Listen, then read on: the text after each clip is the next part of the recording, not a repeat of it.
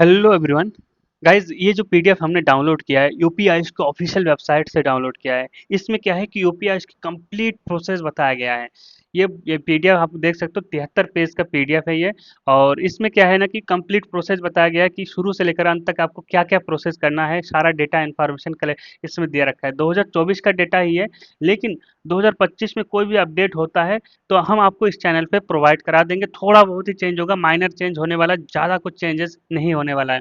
तो आप हमारे चैनल पे अगर पहली बार आए हो तो चैनल को जरूर सब्सक्राइब करिए। कोई भी अपडेट आएगा तो आपको चैनल पे मिल ही जाएगा आयुष काउंसलिंग से रिलेटेड। तो सबसे पहले हम बात कर लेते हैं यूपी आयुष की काउंसलिंग के लिए कौन सा पोर्टल है। वो पोर्टल जो है आपका देख सकते हो, वेबसाइट है, ऑफिशियल वेबसाइट है ये, UP Ayush dot UP Ayush counselling dot UPSDC dot GOV.in पे आपको रजिस्ट्रेशन करना है। इसी में जाके सारा प्रोसेस करना होगा। और ये हेल्पलाइन नंबर है, इस नंबर पे आप कॉल करके भी जानकारी ले सकते हो। ये ऑफिशियल ईमेल आईडी है यूपी आयुष का, यूपी आयुष काउंसलिंग 2022@gmail.com। ये आपका प्रोसेसर है। प्रोसेसर में कंप्लीट प्रोसेस बताया गया क्या क्या है। इस पहले हम जो आपका विषय सूची है देख सकते हो, इसमें क्या है काउंसलिंग का प्रोसेस दे रखा है, कौन सी इंपॉर्टेंट इंफॉर्मेशन है ये फ्लो चार्ट के माध्यम से समझाया गया है, कौन कौन एलिजिबल है कौन अनएलिजिबल है ये भी बताया गया है। पीडीएफ थोड़ा लंबा है और वीडियो भी लंबी होने वाली है, तो अंत तक बने रहना। कंप्लीट प्रोसेस बताऊंगा, आपको कोई भी डाउट नहीं रहेगा। इस वीडियो के बाद कोई भी कंफ्यूजन नहीं रहने वाला है। ठीक है। इसमें पंजीकरण जो प्रोसेस है, रजिस्ट्रेशन प्रोसेस क्या है, सिक्योरिटी अमाउंट कैसे सबमिट करना है, क्या प्रोसेस रहेगा, डॉक्यूमेंट वेरिफिकेशन कैसे होता है, काउंसलिंग का काउंसलिंग और एडमिशन प्रक्रिया कैसा है, प्रोसेस क्या है, और कौन कौन सीट लीव करता है, कोई भी अगर बच्चा सीट लीव करता है उसके लिए क्या प्रोसेस है।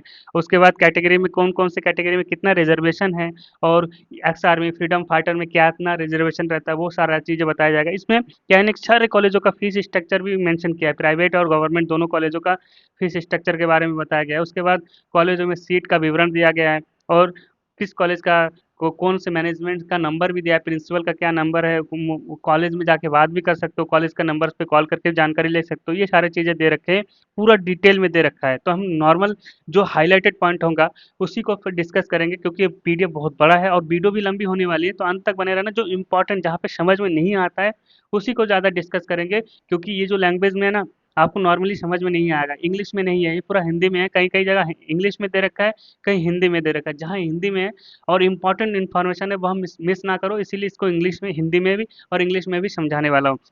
सबसे पहले कि अगर कोई इनकरेक्ट इन्फॉर्मेशन आप डालते हो वेबसाइट पे जाके रजिस्ट्रेशन के टाइम पे, मान ली कोई गलत इन्फॉर्मेशन, ये इलीगल डॉक्यूमेंट अपलोड करके गवर्नमेंट कॉलेज या प्राइवेट कॉलेज लेते हो, तो उसके अगर बाद में पता चलता है तो आपके ऊपर लीगल केस किया जाएगा, लीगल एक्शन लिया जाएगा, और साथ ही साथ आपको नेट में बैठने को नहीं दिया जाएगा। ये आपको ध्यान रखना है, अगर कोई भी करते हैं ये काम तो ध्यान से रखना। लास्ट ईयर देखिए, लास्ट ईयर 25/9/2024 में काउंसलिंग स्टार्ट हुआ था। इस बार लगभग आप मान के चलो 25 नहीं तो आपका 1/9/2025 को स्टार्ट होने वाला है, ऐसा समझ लो। क्योंकि अभी भी रिजल्ट दोबारा से रिपब्लिश होगा, क्योंकि फिर से जो 75 बच्चे रह गए एमपी के स्टूडेंट, उनका फिर से रिजल्ट पब्लिश होगा। तो सभी को डाउनलोड करना होगा, रिपब्लिश रिजल्ट डाउनलोड करना होगा। उसी के बेसिस पे फिर रजिस्ट्रेशन करना होगा। सारा डेटा फिर काउंसलिंग बॉडी को दिया जाएगा।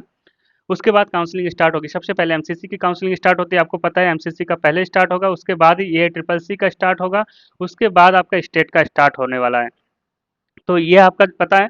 इसके बाद मैं आपको बता दूं कुछ इंपॉर्टेंस, जो कि आपको पता है नोडल सेंटर में जाना पड़ेगा आपको सारे डॉक्यूमेंट्स। लेकिन नोडल सेंटर कहाँ है? राजकीय national homeopathic medical college and Hahnemann चौरा, बिराजखंड, गोमती नगर में है, जो कि लखनऊ में है। और यहाँ पे जाके आपका ओरिजिनल डॉक्यूमेंट्स वेरिफिकेशन होने वाला है। ये ऑफिशियल वेबसाइट है, इसी पे जाके आपको पूरा प्रोसेस करना है।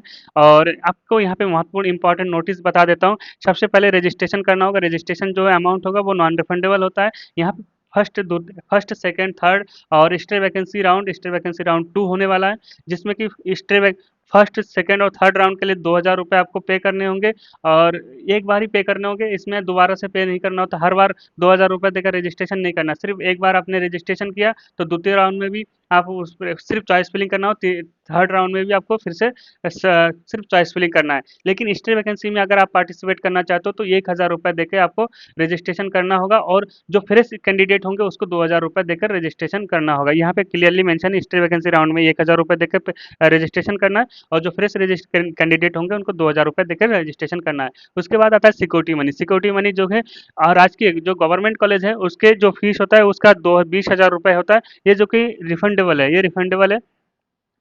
और इसके बाद आपका निजी प्राइवेट कॉलेज के लिए 50,000 रुपये होगा, 50,000 रुपये। तो यहाँ पर क्या है कि गवर्नमेंट प्लस प्राइवेट दोनों कॉलेज आप सिलेक्ट कर पाओगे जब 50,000 रुपये आप सिक्योरिटी अमाउंट दोगे। तो गवर्नमेंट प्लस प्राइवेट दोनों आप सिलेक्ट कर सकते हो जब आप 50,000 रुपये देके आप रजिस्ट्रेशन करोगे और सिक्योरिटी अमाउंट सबमिट करोगे। सिक्योरिटी अमाउंट सबमिट करने के बाद ही आप रजिस्ट्रेशन या और चॉइस फिलिंग कर सकते हो। ठीक है।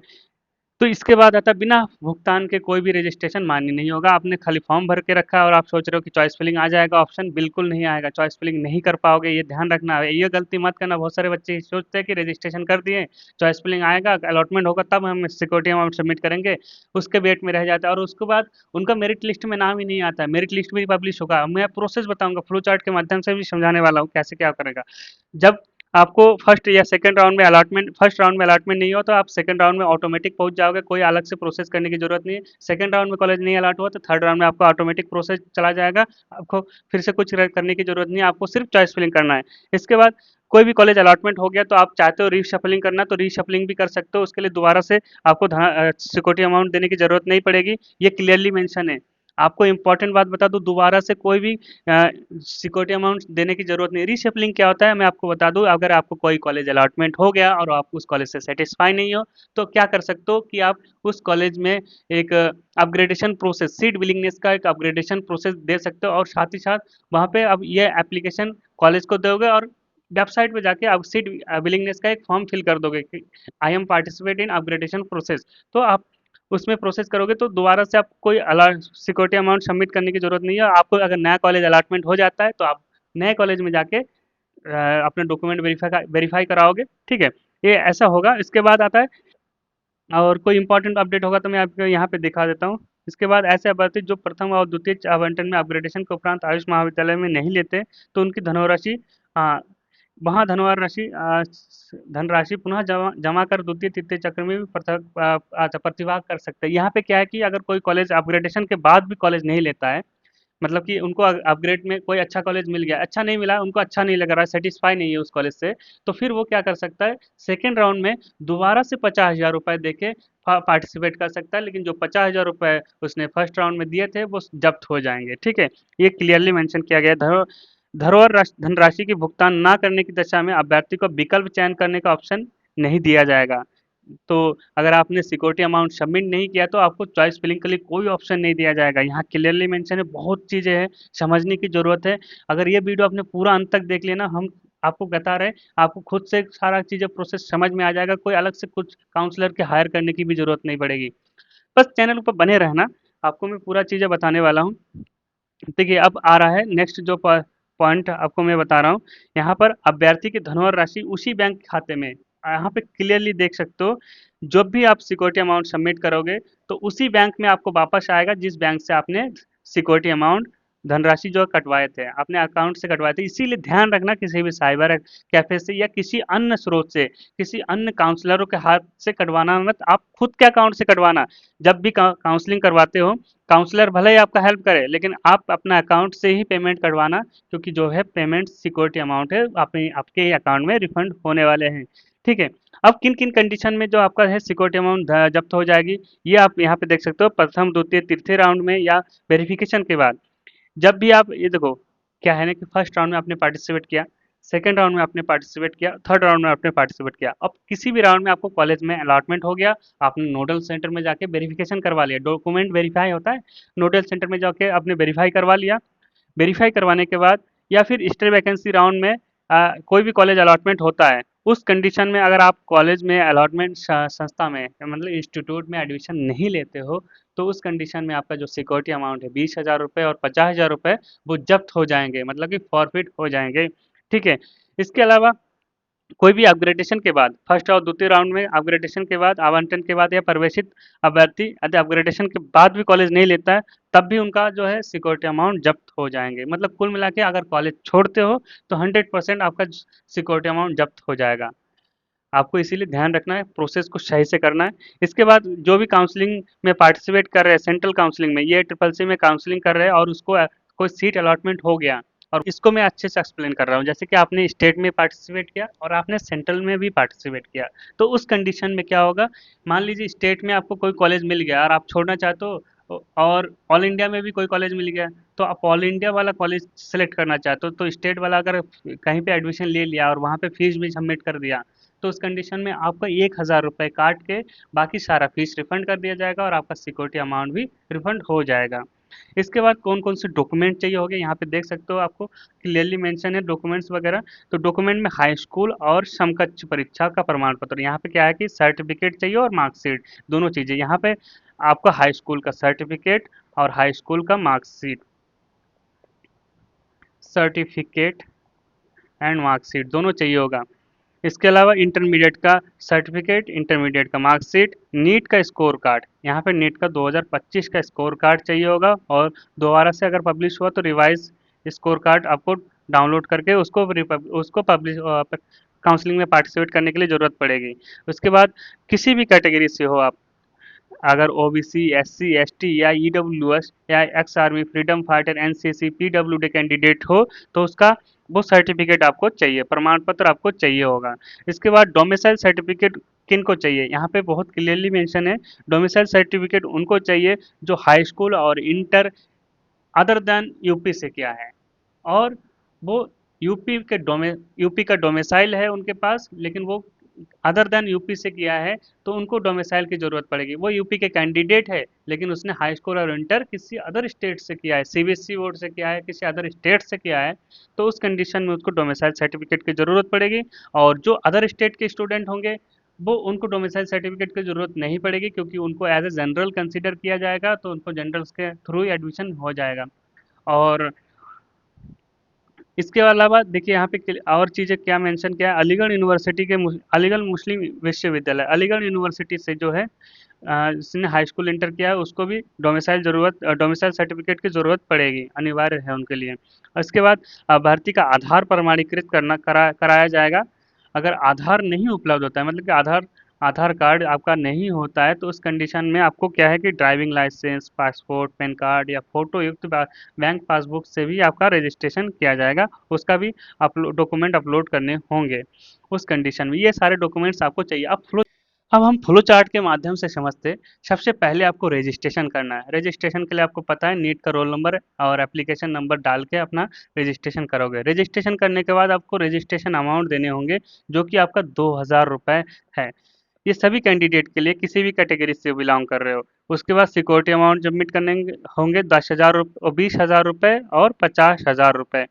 अगर आप गवर्नमेंट के लिए 20,000 रुपये, गवर्नमेंट प्लस प्राइवेट दोनों 50,000 के लिए 50,000 रुपये। जैसे आप सिक्योरिटी अमाउंट सबमिट करोगे, उसके बाद आपके पास एक मेरिट लिस्ट आएगा, सीट मेरिट लिस्ट, जो कि वेबसाइट पे पोर्टल पे होगा। डाउनलोड करके आपका अपना नाम चेक कर लोगे। उसमें अगर आपका नाम वेरीफाइड में आ रहा है, तो आप काउंसलिंग के लिए आगे नेक्स्ट प्रोसेस में फॉरवर्ड हो जाओगे और आप चॉइस फिलिंग कर सकोगे। चॉइस फिलिंग करोगे और चॉइस लॉकिंग करोगे। जो जो कॉलेज आपको प्रेफरेंस बना के रखने हैं, जिस कॉलेज को आपको फर्स्ट में रखना है, जिस कॉलेज को आपको चाहिए वो फर्स्ट में रखिएगा। उसके बाद सेकंड, उसके बाद थर्ड, प्रायोरिटी वाइज आपको प्रेफरेंस ऑर्डर बना के लॉक कर रहे हैं। उसके बाद publication of tentative seat allotment. यहाँ पे क्या होगा कि जैसे आपने चॉइस फिलिंग किया, आपको कौन कौन से कॉलेज मिल सकते, तो उसमें से सबसे जो मार्क्स मेरिट के बेसिस पे जो कॉलेज मिलने हैं, वो उसका एक लेटर बन के आएगा। जो कॉलेज आपने चूज किया था, उसका अलॉटमेंट लेटर, एक टेंटेटिव अलॉटमेंट लेटर आएगा। एक ये फाइनल लेटर नहीं होगा, ये टेंटेटिव होगा। जब आप इसको, इस टेंटेटिव लेटर का प्रिंट करके ले जाना है, इसका प्रिंट लेंगे। उसके बाद कुछ और डॉक्यूमेंट, जैसे कि पहले ही मैं बता चुका कौन कौन से डॉक्यूमेंट चाहिए। उसके बाद रजिस्ट्रेशन अमाउंट का आपका प्रिंट चाहिए, जो रजिस्ट्रेशन फीस का स्लिप चाहिए। रजिस्ट्रेशन के बाद सिक्योरिटी अमाउंट का फीस स्लिप चाहिए। सिक्योरिटी अमाउंट का फीस स्लिप का रजिस्टर प्रिंट चाहिए। उसके बाद आपको सारे डॉक्यूमेंट्स लेकर नोडल सेंटर में जाने होंगे। लखनऊ में आपको नोडल सेंटर में जाना है। वहाँ से वेरिफिकेशन हुआ तो डाउनलोड, वहाँ से जैसे वेरीफाई होगा, आप तुरंत वेबसाइट पर लॉगिन करके अपना डाउनलोड कर लोगे अलॉटमेंट लेटर को। अलॉटमेंट लेटर डाउनलोड करने के बाद आप अपने कॉलेज में जाओगे, जहाँ पे जाके इस अलॉटमेंट लेटर को सबमिट करोगे और सारे डॉक्यूमेंट्स को वेरिफिकेशन के लिए वहाँ पे कॉलेज में सबमिट करोगे। अगर आप चाहते हो कि जो कॉलेज आपको मिला है वो आपको नहीं चाहिए, या फिर आपको अपग्रेडेशन के लिए, नए कॉलेज के लिए आप अपग्रेडेशन के लिए चाहते हो, तो एक सीट विलिंगनेस का फॉर्म कॉलेज में भी फिल करना है और वेबसाइट पे जाके अपग्रेडेशन के लिए क्लिक करना है। वहाँ जैसे आपको अपग्रेडेटेड कॉलेज मिल गया, तो आपको फिर से नोडल सेंटर नहीं जाना है, आपको डायरेक्ट उन कॉलेज में जाना है जहाँ पर आपने जो कॉलेज आपको न्यू कॉलेज मिले हैं। Download allotment letter of upgraded candidate and admission of upgraded candidate. चलो ये तो नॉर्मल प्रोसेस हो गया। अब फ्लो चार्ट के माध्यम से समझते हैं, बिल्कुल एकदम कंप्लीट प्रोसेस समझते हैं, जैसे कि कौन कौन बच्चे कब किस कंडीशन में आ छोड़ सकते हैं या जा सकते हैं या फिर उसमें रह सकते हैं, उस कॉलेज के लिए वो सेटिस्फाई है तो वो उसको कंटिन्यू करे या फिर अपग्रेडेशन का प्रोसेस, कंप्लीट प्रोसेस इसमें फ्लो चार्ट के माध्यम से समझाया गया है। सबसे पहले क्वालिफाइड नीट कैंडिडेट रजिस्ट्रेशन करेंगे, रजिस्ट्रेशन के लिए फीस पेमेंट करेंगे और उसका सिक्योरिटी अमाउंट सबमिट करेंगे। ऑनलाइन डॉक्यूमेंट वेरीफाई होगा, सीट मैट्रिक्स निकलेगी, चॉइस फिलिंग करेंगे, टेंटेटिव सीट अलॉटमेंट आएगा, उसको फिजिकल वेरिफिकेशन करने वाला है नोडल सेंटर में जाके। अब यहाँ पे लिस्ट कौन कौन से list listed candidate of tentative list report eight nodal centre with original document लेके जाने हैं। अब क्या है कि एक तो वेरीफाई हो गया, डॉक्यूमेंट वेरीफाई हो गया नोडल सेंटर में, तुरंत आप डाउनलोड करोगे अलॉटमेंट लेटर को और कॉलेज में जाके जमा कर दोगे।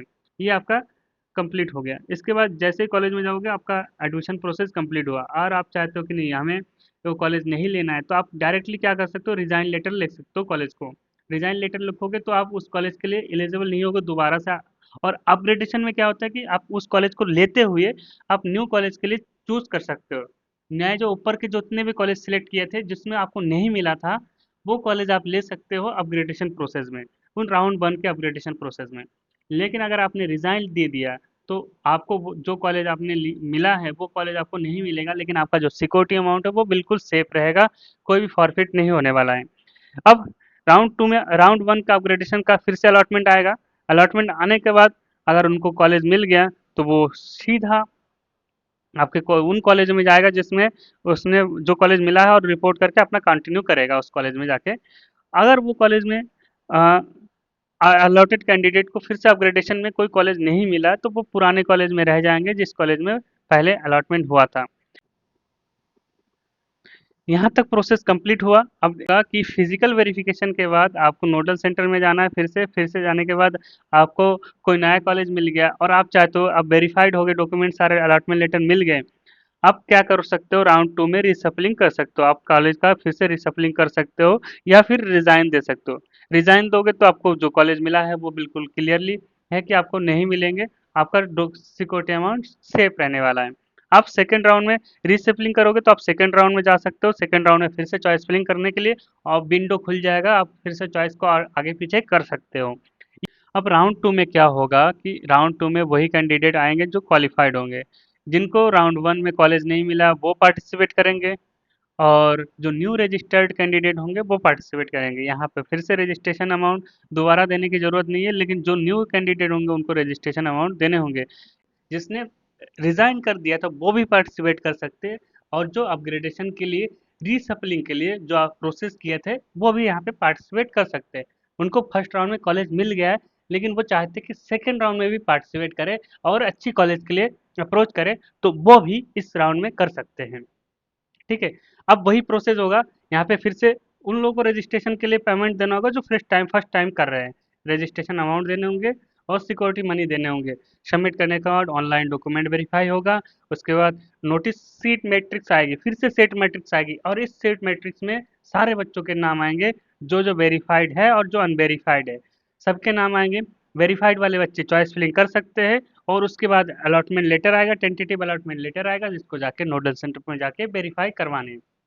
अब जिन्होंने अपग्रेडेशन के लिए डाले थे उनको या फिर दोबारा से रीसफलिंग के लिए डाले थे, और जो अपग्रेडेशन में डाले थे या रीसफलिंग के लिए डाले थे उनको दोबारा नोडल सेंटर तो नहीं जाना है, लेकिन जो अलॉटमेंट नया अलॉटमेंट मिलेगा कॉलेज का वहां जाके रिपोर्ट करना है बस।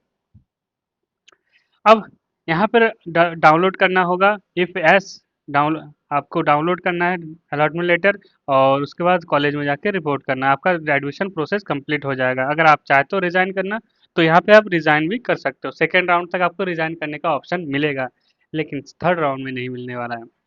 थर्ड राउंड में अगर आप रिजाइन करते हो तो आपका जो सिक्योरिटी अमाउंट है वो जब्त हो जाएगा। अब इसी राउंड में आप सीट विलिंगनेस मतलब राउंड टू में अपग्रेडेशन के लिए डाल सकते हो। जैसे अपग्रेडेशन में डालोगे तो आपके पास नया अलॉटमेंट लेटर आएगा, जो न्यू कॉलेज होंगे वो आएंगे, अगर नहीं आता है तो फिर से आपको कंटिन्यू करना है जो अलॉटेड कॉलेज होंगे फर्स्ट सेकेंड राउंड में।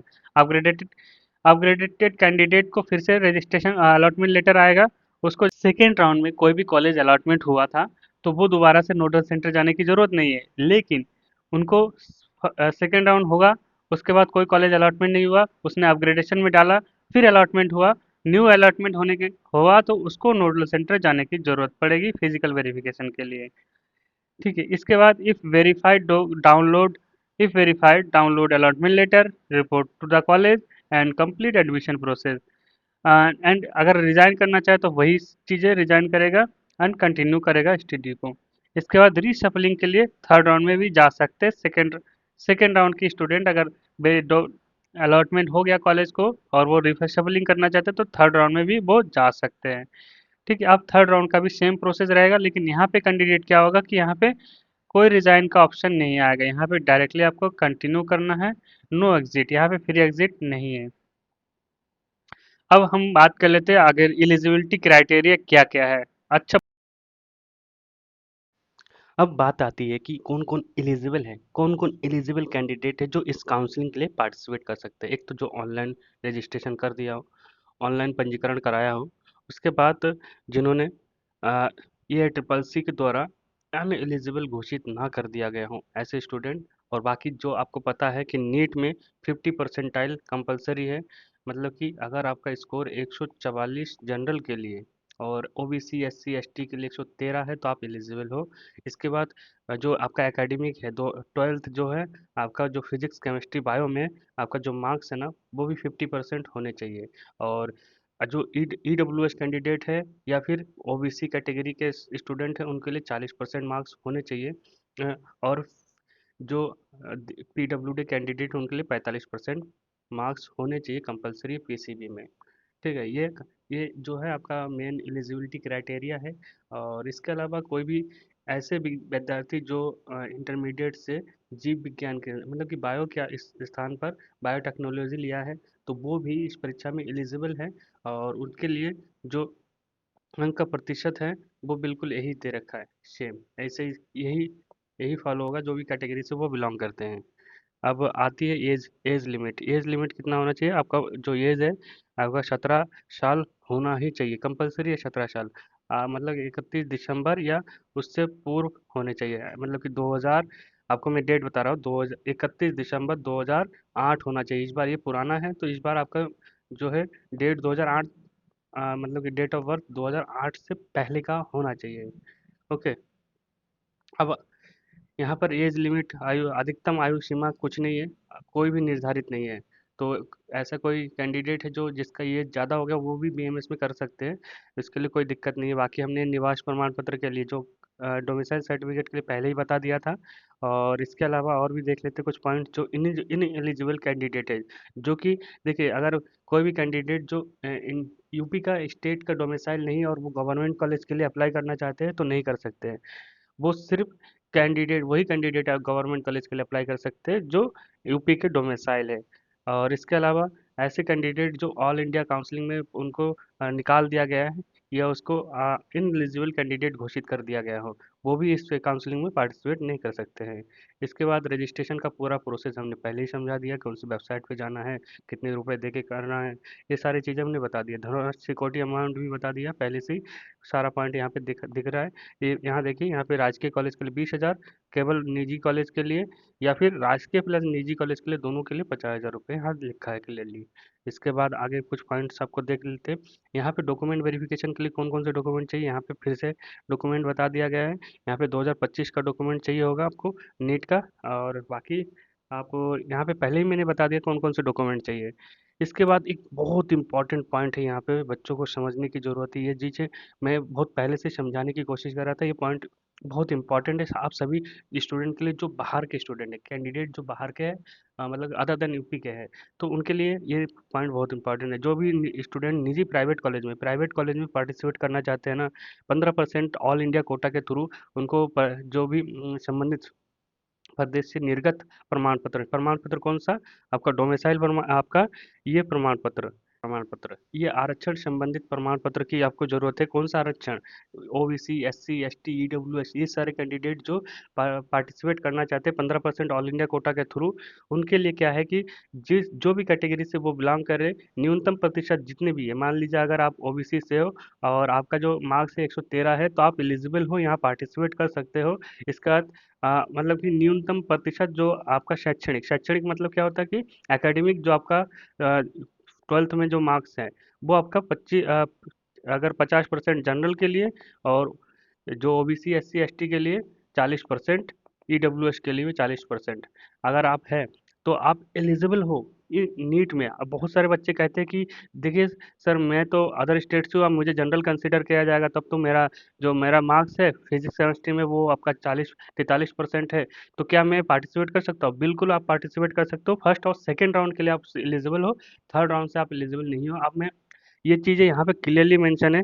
देखिए इंपॉर्टेंट लाइन है, ध्यान से सुनिएगा इसको, कि निजी क्षेत्र के 15% ऑल इंडिया कोटे के सीट हेतु संबंधित प्रदेश से निर्गत प्रमाण पत्र, मतलब जो कैटेगरी सर्टिफिकेट, जो प्रमाण पत्र है, जो सर्टिफिकेट है, उसके आधार पर जो एकेडमिक आपका 12th है, उसके न्यूनतम प्रतिशत ओबीसी के लिए, ओबीसी एससी एसटी के लिए आपका एक 40% और फिजिक्स केमिस्ट्री बायो में मैं परसेंट होने चाहिए, और नीट में आपका 113 मार्क्स होंगे तो आप क्वालिफाई है, आप काउंसलिंग में पार्टिसिपेट कर सकते हो। नियमानुसार अनुमान्य होगी और संबंधित प्रमाण पत्र प्रस्तुत करना अनिवार्य होगा, और आपको प्रमाण पत्र प्रस्तुत करना होगा, मतलब कि यहाँ पे दिखाना पड़ेगा वेरिफिकेशन के टाइम पे।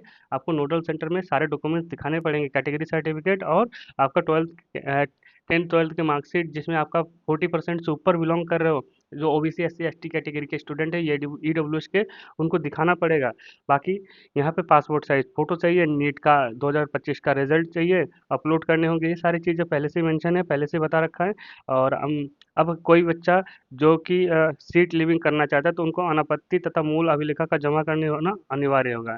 संस्था में आवंटित संस्था में मूल प्रमाण पत्र प्रस्तुत ना करने की स्थिति में उनका आवंटन निरस्त कर दिया जाएगा, जिसकी समस्त जिम्मेदारी अभ्यर्थी खुद होंगे। अगर वो एनओसी नहीं देगा कॉलेज में, और उसके अलावा वो एक लेटर, सीट लिविंग का एक लेटर नहीं देगा, तो उनको जो है सीट, एक तो सीट खराब हो जाएगी उनकी, और जो सिक्योरिटी अमाउंट है वो जब्त हो जाएगी। ये पॉइंट मेंशन किया गया है। इसके अलावा कुछ और पॉइंट जो इम्पोर्टेंट पॉइंट्स है वो देख लेते हैं। बाकी चीज़ें मैंने बता दिया है। पंजीकृत नहीं किया है, उसको तृतीय चक्र में प्रतिभाग कर सकते हैं ऐसे कुछ कैंडिडेट। आगे कुछ पॉइंट्स, इंपॉर्टेंट पॉइंट्स देख लेते हैं, ठीक है। 1000 रुपये तो आपको थर्ड राउंड के बाद एक्स्ट्रा वैकेंसी राउंड में पार्टिसिपेट करोगे तो देना पड़ेगा। अब इंपॉर्टेंट ट्रैक पात्र कौन दे सकता है, रेजिग्नेशन कौन कर सकता है, ये चीज़ें यहाँ पे मेंशन किया गया। प्रथम और द्वितीय चक्र में आवंटित अभ्यर्थी प्रवेश के उपरांत तृतीय चक्र में काउंसलिंग के चॉइस फिलिंग के 48 घंटे पूर्व, प्रथम और द्वितीय चक्र में अगर कोई बच्चा अभ्यर्थी प्रवेश के उपरांत तृतीय चक्र में काउंसलिंग के चॉइस फिलिंग के 48 घंटे पूर्व उनको अपनी जो सीट छोड़ने के लिए आप कॉलेज में त्याग पत्र लिखना होगा। त्याग पत्र लिखने के एकदम राइट, आपको 48 घंटा पहले ही लिखना होगा। तृतीय जो थर्ड राउंड है, थर्ड राउंड से पहले आपको 48 घंटा पहले आपको क्या है कि आपको एक लेटर लिखना होगा त्याग पत्र का। लेटर कॉलेज को जमा करने होंगे, तो जितने भी फीस होंगे आपका, उसमें से 1000 रुपये काट के सारे फीस और धनराशि, धरोहर राशि जो सिक्योरिटी अमाउंट है वो रिफंड कर दिया जाएगा। बाकी प्रवेशित महाविद्यालय के प्रधानाचार्य नोडल ऑफिसर्स को प्राप्त समस्त त्यागपत्र एनआईसी के पोर्टल पर निर्धारित समय के अंतर्गत अपलोड करेंगे, और यह पोर्टल पर अपलोड अपडेट त्यागपत्र ही मान्य होगा। अगर उसने त्यागपत्र ये जो अपडेट है अपलोड नहीं किया गया, तो किसी अन्य माध्यम से प्राप्त त्यागपत्र मान्य नहीं होगा। अगर कॉलेज में आपने जमा किया और वहाँ पे जो प्रधानाचार्य है या नोडल ऑफिसर्स है, तो वो अगर त्यागपत्र को पोर्टल पे अपलोड नहीं किया, तो आपका जो है त्यागपत्र मान्य नहीं होगा। कि और या उसी पोर्टल पे अपलोड करना होगा जो ऑफिशियली वेबसाइट पे दिया है। एनआईसी के पोर्टल पे जाके अपडेट करना पड़ेगा। अगर वो नहीं देता है तो त्यागपत्र मान्य नहीं होगा। अभ्यर्थी द्वारा संबंधित संस्था के समय अंतर्गत त्यागपत्र दिए जाने पर भी यदि संस्था द्वारा पोर्टल पर त्यागपत्र की सूचना समय समय अंतर्गत अपलोड नहीं करता है की जाती है, तो संबंधित संस्था में विरुद्ध नियमानुसार कार्यवाही होगी। मतलब कि अगर ये प्रधानाचार्य या नोडल ऑफिसर्स आपका डॉक्यूमेंट त्यागपत्र को अपलोड नहीं करता है, तो फिर उनके ऊपर विरुद्ध कार्रवाई होगी, उनके ऊपर एक्शन लिया जाएगा, लीगल एक्शन लिया जाएगा। अब आता है अभ्यर्थी सीट का आवंटन, अलॉटमेंट प्रवेश नहीं है, देखिए अभ्यर्थी को सीट का आवंटन, आवंटन मतलब अलॉटमेंट, एलोकेशन, प्रवेश नहीं है। आवंटन के पश्चात अभ्यर्थी को संबंधित कॉलेज पर भौतिक रूप से उपस्थित होकर प्रवेश प्रक्रिया संपन्न कराने के पश्चात ही प्रवेश मान्य होगा। तत्पश्चात ही प्रवेशित अभ्यर्थी प्रवेशित सीट से त्यागपत्र दे सकेंगे। ठीक है, यहाँ पे क्लियरली अब आता है आरक्षण, किस कैटेगरी में कितने परसेंट आरक्षण है अनुसूचित जाति के लिए। 21% आरक्षण दे रखा है, एसटी के लिए 2% और ओबीसी के लिए 27%, एसटी ईडब्ल्यूएस के लिए 10% रिजर्वेशन यहाँ पे दे रखा है। अब ये जितने भी रिजर्वेशन है, जैसे कि एक तो ओबीसी के ओबीसी के जो बच्चे हैं एनसीएल वाले, और ईडब्ल्यूएस कैंडिडेट के बच्चे जिसके पास सर्टिफिकेट है, उनका जो डेट है ना, वो उनका जो मार्कशीट है, उनका जो सर्टिफिकेट है वो आपका 1/4/2025 का होना चाहिए, मतलब कि 2025 का यहाँ पे होना चाहिए। उसके बाद मार्च के बाद का बना होना चाहिए, अगर उसके उससे पहले का है वो मान्य नहीं होगा, क्लियरली मेंशन है। अब देख सकते हो इसके बाद अब कुछ और जो हॉरिजॉन्टल आरक्षण है, जिसके जैसे कि फ्रीडम फाइटर है, तो यहाँ पे 2% रिजर्वेशन है। जो ई एक्स आर्मी है, एक्स आर्मी भूतपूर्व सैनिक जो है, उसके लिए भी 2% है। दिव्यांग पीडब्ल्यूडी के लिए 5% और महिला गर्ल्स के लिए 20% रिजर्वेशन है। उसके बाद न्यूनतम बी ग्रेडिंग और एनसीसी कैडेट के लिए 1% रिजर्वेशन है। ठीक है, ये सारे डॉक्यूमेंट्स आपको रेडी करके रखने हैं अगर आपके पास है तो। इसके अलावा देखिए गवर्नमेंट कॉलेज के लिए जो फीस है वो अभ्यर्थी के लिए 15,000 रुपये है, और जो रिजर्वेशन कैटेगरी के लिए उनके 10,000 है, और जो सिक्योरिटी मनी है, सिक्योशन मनी, वो 4,000 रुपये at the time of admission. बाकी आगे भी लिखा है, फीस स्ट्रक्चर पूरा डिटेल में रखा है यहाँ पे देखिए। टोटल लास्ट ईयर में 7 कॉलेजों को परमिशन आए थे, लास्ट में एक कॉलेज और बढ़ गया था बांदा का। और यहाँ पे सीट डिस्ट्रीब्यूशन जो है फर्स्ट राउंड में जो आए थे वो, बाद में कुछ सीट इंक्रीज हुई थी, तो उस सीट का जो वैकेंट सीट है ना वो वेबसाइट में शो नहीं किया गया, इसके कारण बच्चे पार्टिसिपेट नहीं किए थे, छोड़ दिए थे काउंसलिंग, जिसके कारण कम मार्क्स वाले बच्चों को भी अलॉटमेंट हो गया था।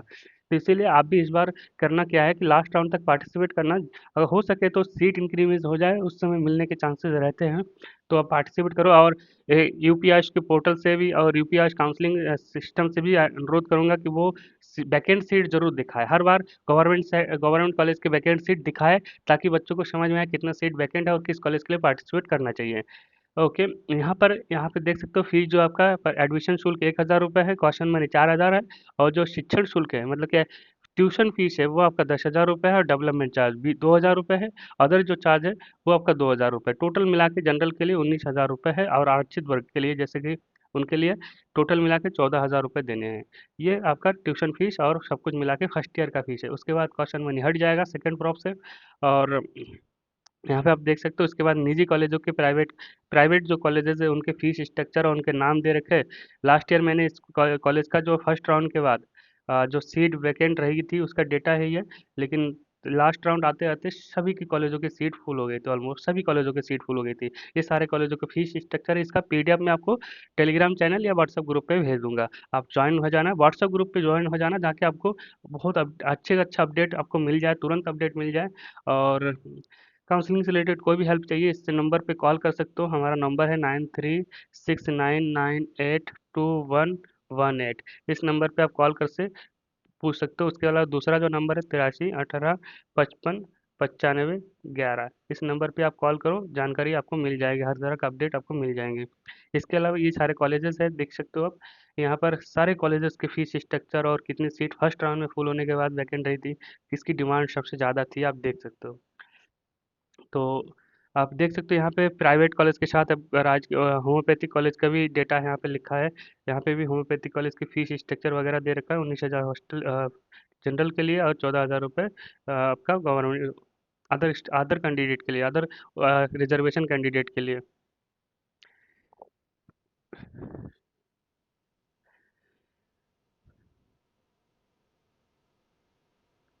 तो गाइज इसी तरह का अपडेट पाने के लिए आप हमारे चैनल को सब्सक्राइब करिए। बाकी आप यहाँ पे वेबसाइट को ऐसे ब्रोशर को आप डाउनलोड करके खुद से चेक कर सकते हो कैसे परफॉर्मा चाहिए, देखिए डॉक्यूमेंट कैसे होने चाहिए, कौन से डॉक्यूमेंट किस फॉर्म में होना चाहिए, यहाँ सब मेंशन किया है। उत्तर प्रदेश का जो जाति प्रमाण पत्र इस तरह का होना चाहिए, और निवास प्रमाण पत्र जो है वो इस तरह का होना चाहिए, सारी चीज़ें लिखा हुआ है, मेंशन किया है। और परफॉर्मा भी दे रखा है कि ऐसे ऐसे होने चाहिए, निवास प्रमाण पत्र है, ये अनुसूचित जाति के लिए जाति प्रमाण पत्र है। ओके, तो आगे कुछ देखते हैं इम्पोर्टेंट कुछ है क्या। ये सारे कॉलेजेस के नाम हैं। यहाँ पे, और उसके प्रधानाचार्य जो प्रिंसिपल है उसका नंबर है यहाँ पे, उसके कॉलेज का ईमेल आईडी है, और कॉलेज का ऑफिशियल वेबसाइट लिंक भी यहाँ पे दे रखा है, और कॉलेज का पिक्चर दे रखा है, कौन सा कॉलेज किस कैसा दिख रहा है यहाँ पे। हालांकि पिक्चर बिल्कुल भी दिख नहीं रहा है, मोहनजोदड़ो की खुदाई वाली फोटो दिख रहा है यहाँ पे। और यहाँ पे देखिए कॉलेजेस के फोटोज दे रखे हैं और सब कुछ है, डिटेल्स वगैरह आप देख सकते हो। यहाँ पे सारे कॉलेजेस के क्लियरली दे रखा है, उसका मोबाइल नंबर और एड्रेस वगैरह दे रखे हैं। ओके, तो ये हो गया आपका। अगर आपको पूरा हेल्प चाहिए काउंसलिंग से रिलेटेड, आप खुद से समझ नहीं पा रहे हो, तो हमारे पेड सर्विस में इनरोल होकर अभी आप अपना काउंसलिंग